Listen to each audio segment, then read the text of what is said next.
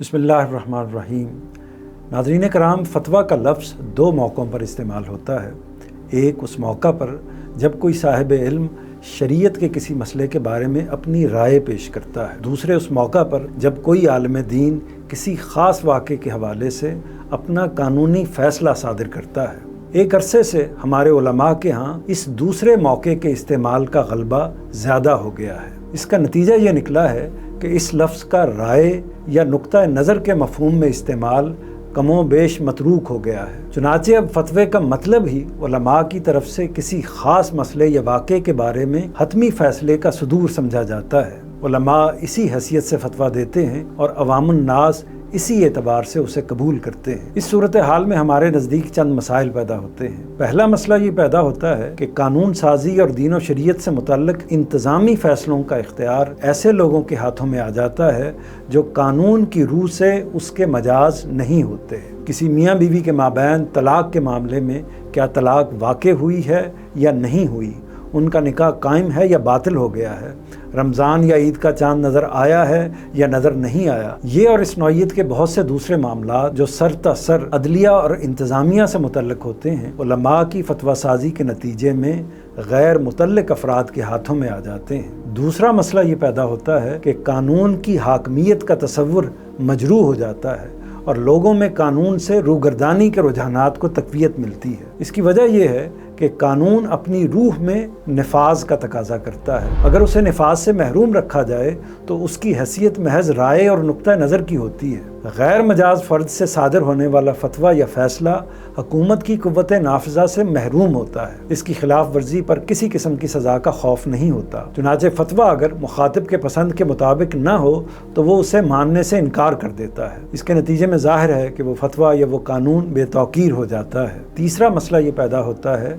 कि मुख्तलिफ मजहबी मसालिक की वजह से एक ही मामले में मुख्तलिफ और मुतज़ाद फतवे मंजर आम पर आते हैं। मसलन किसी शख्स के मुंह से अगर एक मौका पर तलाक़ के अल्फाज 3 बार निकलते हैं तो बाज़ उलमा उस पर एक तलाक़ का हुक्म लगाकर रुजू का हक़ बाकी रखते हैं और बाज़ 3 करार देकर रुजू के हक़ को बातिल करार देते हैं। ये सूरत हाल आम आदमी के लिए नहायत दुश्वारियाँ पैदा कर देती है। मौजूदा ज़माने में उम्मत मुसलमान का एक बड़ा अलमिया ये है कि उसके उलमा अपनी असल ज़िम्मेदारी को अदा करने के बजाय उन ज़िम्मेदारियों को अदा करने पर मुसर हैं जिनके वो मुकल्लफ़ नहीं हैं। कुरान और सुन्नत की रूह से उलमा की असल ज़िम्मेदारी दावत व तबलीग, इंज़ार व तबशीर और तालीम व तहकीक है। उनका काम सियासत नहीं बल्कि सियासतदानों को दीन की रहनुमाई से आगाह करना है। मतलब ये है कि उन्हें कुरान मजीद का मफहूम समझने, सुन्नत साबिता का मुद्दा मुतय्यन करने और कौल पैगम्बर का मंशा मालूम करने के लिए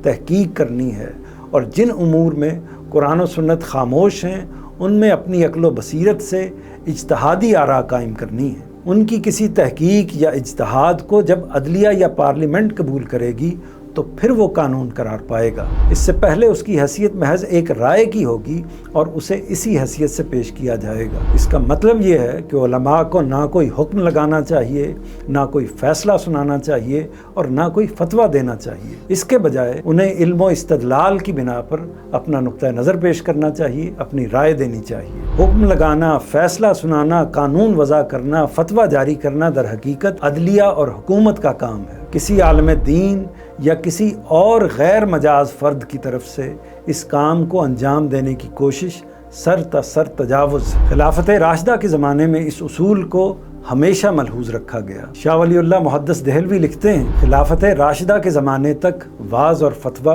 खलीफा की राय पर मौकूफ़ था। खलीफा के हुक्म के बग़ैर ना वाज़ कहते थे और ना फतवा देते थे। बाद में खलीफा के हुक्म के बग़ैर वाज़ कहने लगे और फतवा देने लगे और फतवा के मामले में जमात के मशवरे की जो सूरत पहले थी वो बाकी न रही। उस ज़माने में जब कोई इख्तलाफी सूरत नमूदार होती, खलीफा के सामने मामला पेश करते, खलीफा अहले इल्म व तक़वा से मशवरा करने के बाद एक राय कायम करता और वही सब लोगों की इज्तमाई राय बन जाती। हज़रत उस्मान रज़ी अल्लाह अन्हु की शहादत के बाद हर आलिम दीन बतौर ख़ुद फतवे देने लगा और इस तरह मुसलमानों में इख्तलाफ बर्पा हो गया।